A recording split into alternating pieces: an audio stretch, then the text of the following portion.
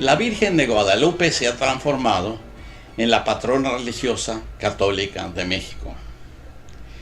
Trataremos de explicar en este video cómo surgió esta creencia a partir de una adaptación que hicieron los españoles de la antigua deidad mexica Tonantzin, también llamada Coatlicue.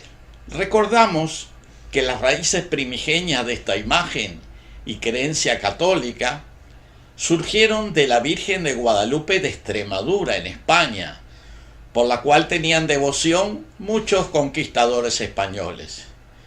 Guadalupe es un nombre geográfico que viene de la voz árabe Wadi Lupis, que significa río de lobos, en referencia a los animales que podían abrevar en las cercanías del santuario. Hernán Cortés, el principal líder de la conquista de México, era precisamente oriundo de Extremadura y tenía a esta virgen como su símbolo religioso católico. Bueno, en efecto, fue sobre las ruinas de los templos de Tonantzin que los invasores desarrollaron el mito y construyeron las iglesias de la Virgen de Guadalupe.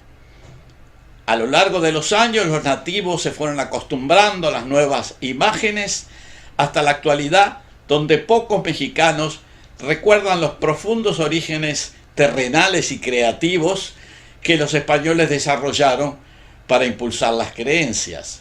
Y ahora expliquemos quién era Coatlicue o Tonantzin, la diosa azteca que fuera utilizada por la Iglesia para reencarnar a la creencia de la Virgen de Guadalupe.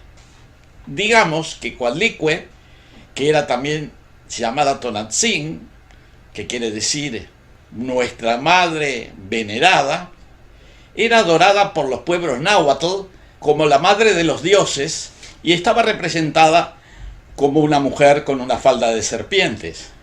Tenía los pechos caídos, símbolo de la fertilidad, y un collar de huesos, de cráneos y de corazones humanos que representaba lo efímero de la vida. La imagen más conocida se encuentra en el Museo Nacional de Antropología de la Ciudad de México.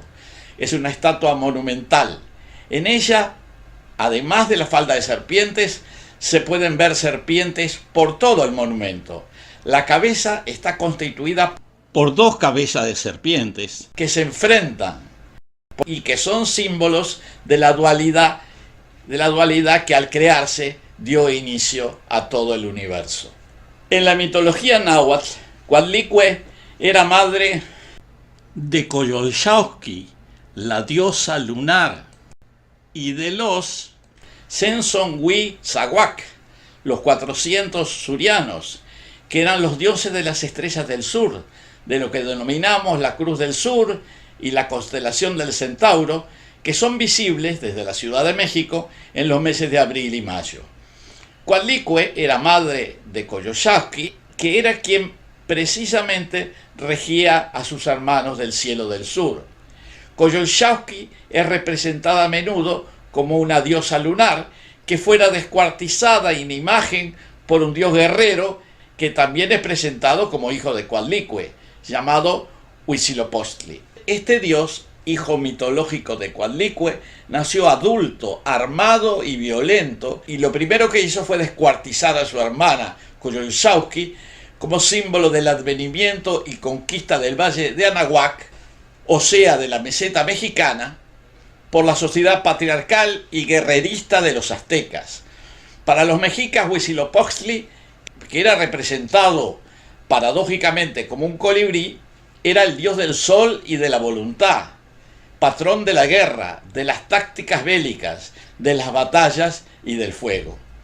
Como señalaba antes, los españoles aprovecharon la creencia de los mexicas en Tonantzin o Coatlicue para introducir el culto de la Virgen María, en particular la Virgen de Guadalupe, que según explicaba al principio era un culto de Extremadura, de España, de donde provenía Hernán Cortés.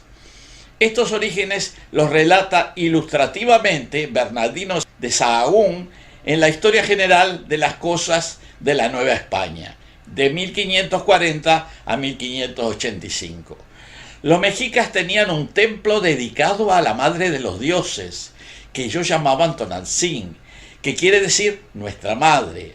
Allí hacían muchos sacrificios en honra de esta diosa y venían a ella de muy lejanas tierras, de más de 20 leguas de todas las comarcas de México, y traían muchas ofrendas. Venían hombres y mujeres y mozos y mozas a estas fiestas. Era grande el concurso de la gente en estos días y todos decían: vamos a la fiesta de Tonantzin. Y continúa Sahagún: ahora que está allí edificada la iglesia de Nuestra Señora de Guadalupe, también la llaman Tonantzin, tomando ocasión de los predicadores que también la llaman Tonantzin. Y vienen ahora a visitar a esta Tonantzin de muy lejos, tan lejos como de antes, la cual devoción también es sospechosa, porque en todas partes hay muchas iglesias de Nuestra Señora y no van a ella. Y vienen de lejanas tierras para visitar a Tonantzin como antiguamente. La leyenda que impusieron las autoridades católicas coloniales al principio del proceso de colonización se basó en un hecho que supuestamente había ocurrido el 12 de diciembre de 1531, en que la Virgen de Guadalupe se le apareció a un indígena chichimeca, Juan Diego Cuauhtlatoatzin, en el cerro del Tepeyac, y le mandó que le dijese al obispo de México, Fray Juan de Zumárraga, que le erigiera un templo en ese lugar. Según Eduardo del Río, un famoso caricaturista y estudioso mexicano, conocido como Rius, este mito fue impuesto gradualmente por la Iglesia a partir de presentaciones teatrales de la aparición que, al ser repetidas incontadas veces, pasó a ser aceptada como un hecho real. El mito de Juan Diego le permitió a la Iglesia Católica un vehículo muy importante para convencer sobre todo a las comunidades indígenas de que Juan Diego, que era uno de los suyos, había sido convertido al catolicismo y de que había que aceptarlo. Esto ayudó a procesar una evangelización mucho más rápida y sobre todo más eficiente. Al fin de cuentas, la creencia en la Virgen de Guadalupe se impuso y es fundamental para comprender la espiritualidad religiosa mexicana de hoy. En la actualidad, el principal centro de culto de esta creencia guadalupana está precisamente ubicado en las faldas del cerro del Tepeyac, en la Basílica de Guadalupe, en el norte de la Ciudad de México.